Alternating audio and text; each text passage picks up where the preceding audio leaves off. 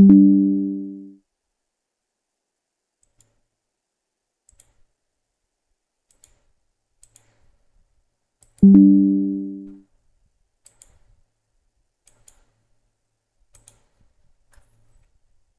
next is about Mishraka chikitsidam vyakhyasyaamaha yathovajabbandhanantarihi. The name of this chapter itself is a bit odd or unique. Like, the reasons are many. The issue is that word Mishraka in Ayurvedic literature would have, most of the times it represents about the sneha prakaras, more than one sneha. When it is mixed, like it's called as Mishraka, or maybe very specifically two types of the sneha mixed Mishraka. But in this context, the chapter which is presented now would be dealing with a different issue, the diseases of the earlobe. Now, Karna Vyadha, Karna Bandha is mentioned in detail in the Sutrasthana earlier, which we have already referred to. But there are some more of the Palyamaya, the diseases related to the earlobe described in this chapter. Now, whether this is relevant or not, how far it is relevant, that's another question. According to some historians, this chapter is not present in the original Sushruta Samhita. It was later on added by somebody else. This is one version. Maybe we will not go into that part. As per the available version of the Sushruta Samhita, this is a part in the Chikitsa Sthana, and hence we will just casually read about it. And of course, majority of the issues are comparatively less relevant in the present day situation. Now, Palyamayasthu Visravyaha Ityuktam Pragnibodhatanna. Among the Palyamaya, that's the diseases related to the earlobe, the Karna Vyadha, there we have discussed about the 14 varieties of the abnormalities of the this earlobe, where a surgical repair is required. But in this chapter, there are conditions which are more of the infective nature, where surgery is not the real option, but Visravana and the treatment of the inflammation or the Paka is the main option of the treatment. So probably this category is of the inflammatory disorders which may not require a surgical correction. Now, Paripotah, Tatha Utpatah, Unmantaha, Dukkhavardhanaha, Panchama Parilehi, Karnapadyam Gadaha Smrutaha. There are 5 of the diseases mentioned: Paripota, Utpata, Unmantha, Dukkhavardhana, and Parilehi. These are the 5 diseases of the Karnapali mentioned in this chapter. Saukamariyat Chira Utsuste Sahasa Abhipravartide Karnashoko Bhuvekpalyam Saruja Paripotavana Krishna Aruna Nibhastabdaha Savata Paripotakaha. Paripotaka is a disease produced due to an attempt to enhance the size of the opening of the earlobe. That see, after Karnaveda, the earlobe has to be enhanced. If it is done in a relatively younger age, it can result in inflammatory pathology, Shofa, and that which presents with the blackish and reddish colored swelling, which is considered as Paripotaka. Of course, from the present day's point of view, you may not have an exact etiology like attempt to enhance the opening size as such, that may not be. But trauma, any sort of the trauma in the earlobe can produce inflammatory pathology. And in the earlobe, the inflammatory pathology would have a rapid course compared to elsewhere because there is a lesser or absence of the subcutaneous tissue. The skin is adherent to the cartilages, and hence any infections in the earlobe now have to be more carefully handled. It becomes more of looks like a cellulitis. See, it tends to spread to extensively because there is not much of a subcutaneous tissue, no soft tissue over there. So any injury, any mild inflammation, any bad spot of inflammation can produce a wide swelling in the earlobe too, and any minor trauma can produce the same issue. So I would consider this as a simply pancreatitis. Pancreatitis is the inflammation of the earlobe which may be produced due to any trauma, may not be exactly as mentioned in Sushruta because you may not have the exact etiology of attempting to increase the size of the opening. Now, that kind of a social habit doesn't exist. Then Guru Abharana Sanyogat Tadanat Krishnadavi Shofa Palyam Bhavirshavaha Daha Pakurganmitaha Rakto va Raktapittabhyam Utpatas Sakadomadaha. Utpata is Raktapittaja Vyadhi, which is produced due to keeping the jewels which are heavy or maybe due to the friction or injury as such. and that produces a shower or bluish or reddish colored swelling with the inflammation. Again, it's also a inflammatory pathology. Of course, this kind of issues are now quite common. Jewels of different sorts, they may either produce a hypersensitive reaction, particularly these days artificial gold jewels which are used. They do have some organic chemicals over the surface which may produce the hypersensitivity. But hypersensitivity, the original gold, the chances are lesser, but still it can occur in some persons, and that hypersensitivity due to the jewels is a very common issue. And most of the times, the best of the treatment now would be to remove the jewel, keep it as such, and within a week or so it subsides, and after it subsides again the jewel can go on and then try whether it can produce the same or whether it produces the same consequence or not. Many times it doesn't, or if at all the same consequence occurs, then you will have to change the nature of the material used in the jewel. Like instead of artificial gold, you may have to have the original gold material. This is a very common incidence now, and that's called as utpata according to Sushruta. Then balag bardhesa karnam padyam vayu prakupiti grihitva sakapam kuryat shopam tadvarnamedanam punmantakha sakanduko vikaraha kapavatajaha. Kapavataja vikara, where there is again a inflammation with the huge swelling and collection of the fluid. Now this also is a very common event in because there is whenever there is a inflammation in the supracartilaginous area, because the soft tissue is lesser, when there is a formation of the exudates, these exudates tend to get collected in the subcutaneous area and they produce a bulging. A huge bulging could be seen, and this bulging may become infected, or at times it may not be infected, it may remain as a silent one, a firm swelling which comparatively is painless, persists for a long duration.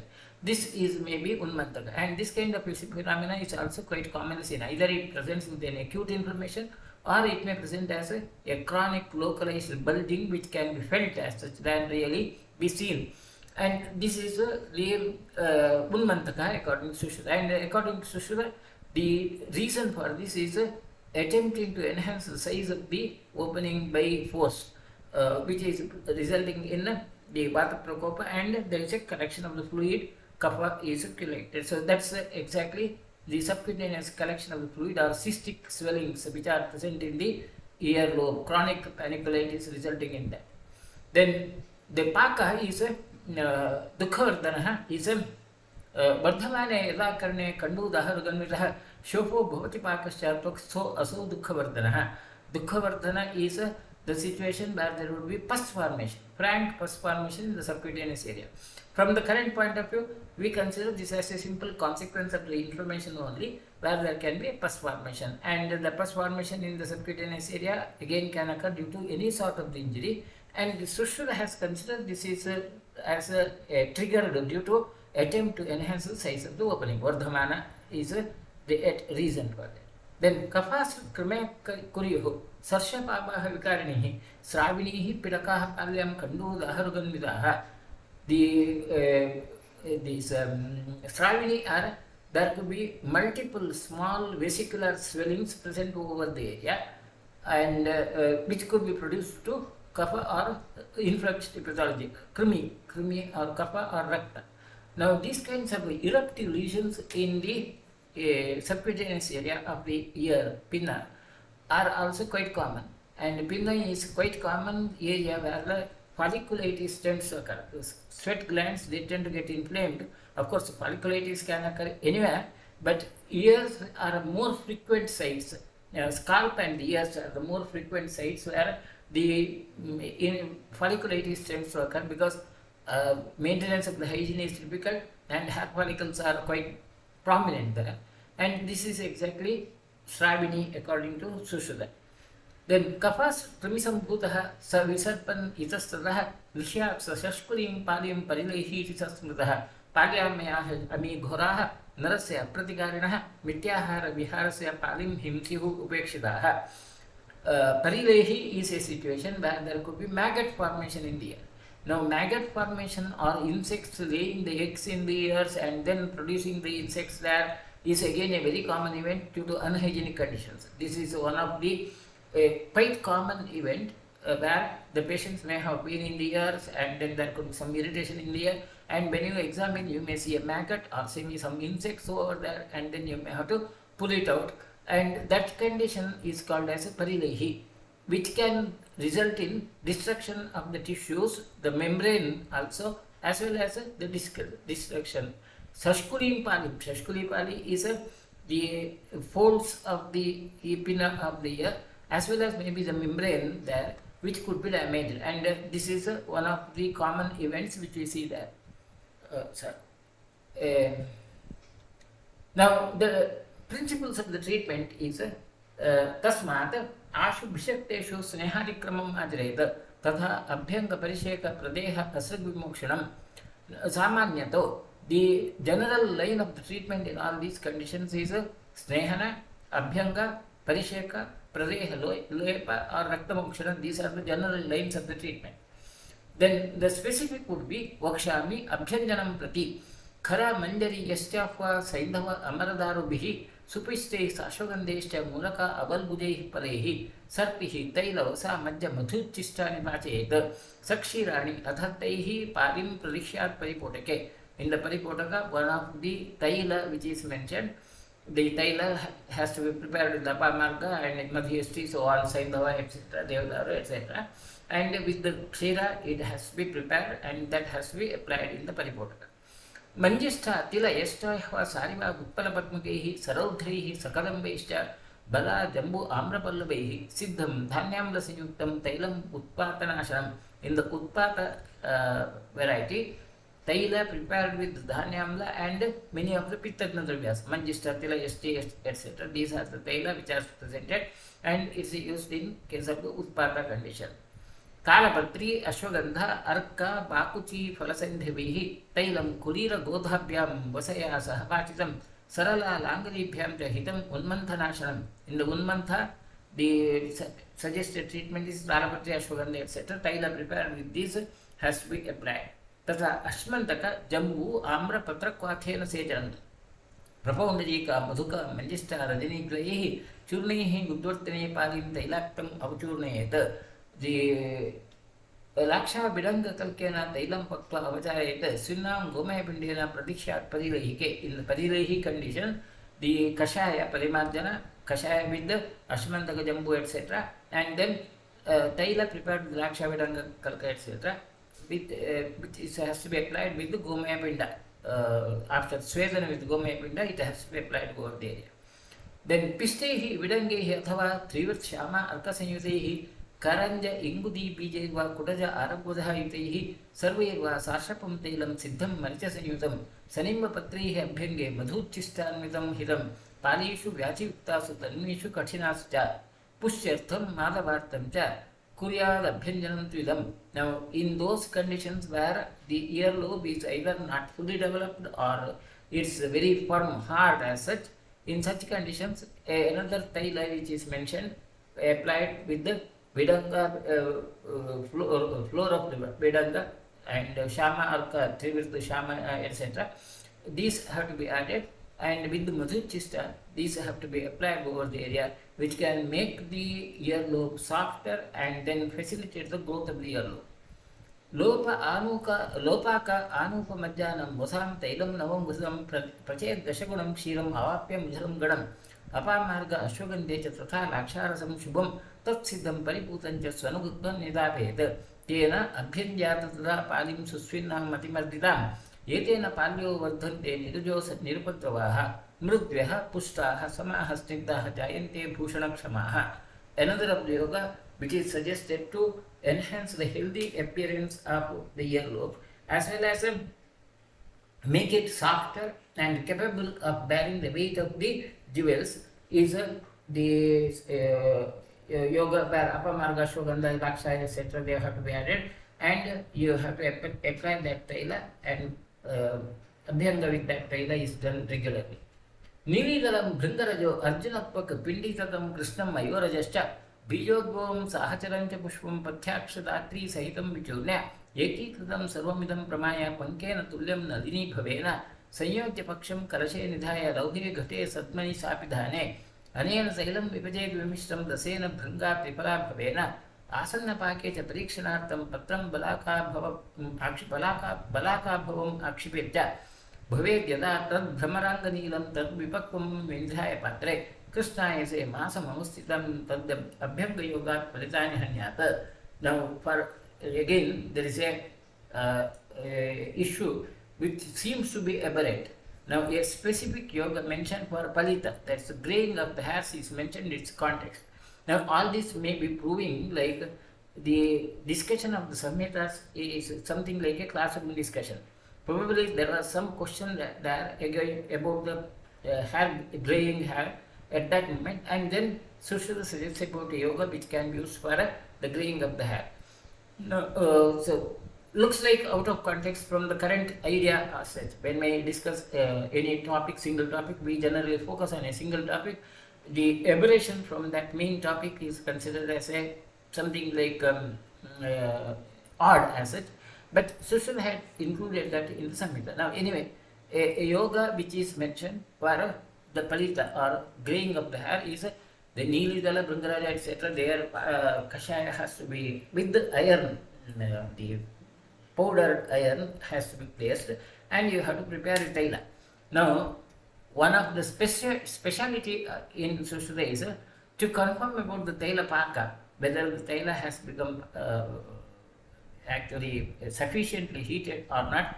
Now, the present days general Sharmadara says तैले फेनोद्गमः तैलफेनोद्गमः कृते फेनशान्तिः, that the formation of the bubbles is considered as a sign of the tailapaka there.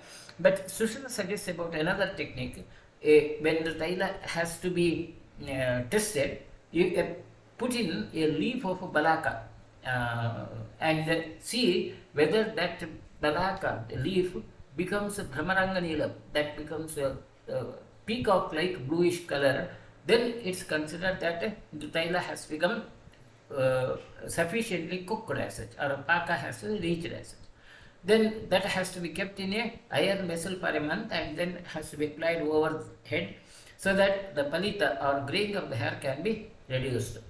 Sairiya Jambu Arjuna Kashmarijam Pushpam Tilan Markava Chutabije Punarname Kardama Kantakalyo Kasisa Pinditaka Bijaram फलत्रयं लोहरजो अंजनं च यश्चाह्वयं नीरज सारिवे च पिष्ट्वा अथ सर्वं सह मोदयन्त्या साराम्भस बीजकसम्भवेन साराम्भसः सप्तभिरेव पश्चात् प्रस्थैः समालोड्य दशाः गुप्तं लौहे सुपात्रे बिन्धाय तैलम् अक्षोभों तच्च पचेत् प्रयत्नात् पक्वं च लोहे अभिनवे निधाय नस्यं विदद्यात् परिशुद्धकायः अभ्यङ्गयोगैश्च नियुज्यमानं भुञ्जितमाशान् कृशराम् अथोप मासोपरिष्टात् घनकुञ्चिताग्राः केशाः भवन्ति ब्रह्मराञ्जनाभाः केशास्तदा अन्ये खलतौ भवेयुः जरा न चैनं सहसा अभ्युपेति बलं परं सम्भवति इन्द्रियाणां भवेच्च वक्त्रं वरिभिर्विमुक्तं न अकामिनो अनार्थिने नाकृताय नैवारये तैलमिदं प्रदेयम्. Now another of the yoga which is prepared, which has to be prepared with that Sairaya, Jambu, etc. And the whole preparation technique is very specific. It has to be prepared in a metal iron vessel, and it has to be stored in a new iron vessel, and it has to be applied over the, or it has to be given in the form of nasya as well as local application, which can help in growth of the hairs. And Sushruta says the hairs will become ghana kunchitagraha, will be thick, and their tip would be curved. So there is no need of going to the beauty salon for curving the hairs like. So ghana kunchitagraha and brahmaranjanabha, their color will be like the black color, dark black color, as that of the color of the bees, and there will be no hair fall, and the person would not become old, that the signs of old age would not be seen as such. And Sushruta again says, na akamino anarthini nakritaya naivaraye tailam idapradem. This taila should not be given to those persons who do not demand for it, or those who do not follow the restrictions properly, or do not give it to your enemies. Laksha rodhram dve haridre shilale kustam nagam gairika varnakashcha manjishta ugra syat surastrodbhava cha prattangam cha rocharam cha anjanam cha हेमाङ्गत्वक् पाण्डुपत्रं वटस्य कालीयं स्यात् पद्मकं पद्ममध्यं रक्तं श्वेतं चन्दनं पारदं च काकोल्यादिः क्षीरपिष्टश्च वर्गः मेदो मज्जासिद्धकं गोघृतं च दुग्धं क्वाकः क्षीरिणां च द्रुमाणाम् एतत् सर्वं पक्वम् ऐकभ्यस्तु वक्त्राभ्यङ्गे सर्पिः उक्तं प्रधानं हन्यात् व्यङ्गं नीलिकां च अतिवृद्धं वक्त्रे जाताः स्फोटिकाश्चापि कश्चित् पद्माकारं निर्वलीकं च वक्त्रं कुर्यात् एतत् पिन्नगण्डं मनोज्ञं राज्ञाम् एतद् योषितां चापि नित्यं कुर्यात् वैद्यः तत्समानां नृणां च कुष्ठग्नं च सर्पिरेतत् प्रधानं येषां पादे सन्ति वैपादिकाश्च. Now another of the yoga which is no way related to the Karnapali, but it is related to the diseases of the oral cavity. Persons who have ulcers in the mouth, or those who have pigmentation pathologies over the face, Venga and Nilika are the pigmentary pathologies, or those who want to avoid the skin folds, or that the shrinking of the skin has to be avoided, and have a better look, Piragandam Manojam, the appearance, the cheeks have become prominent and look beautiful. In such conditions, this yoga is mentioned, like Raksha, Rodra, etc. They have to be prepared with the Goghrita, and the Taila has to be prepared with, and it has to be given in the form of a Abhyanga over the face. And it's more preferable in the persons like kings or females, young ladies, or any such ones who want to have a better appearance. And it's also used as a kushtagna and vaipadika. The cracked food also can be treated with that. Harichaki churnam marishapatram chutatvajam dadipam pushparundam patranchadudyad madayandikaya lepo angarago naradevayogyaha. Now, again, this again seems to be some out of context yoga. A yoga which is used for giving that reddish color to the extremities, the pigmentation, madrangi, as such.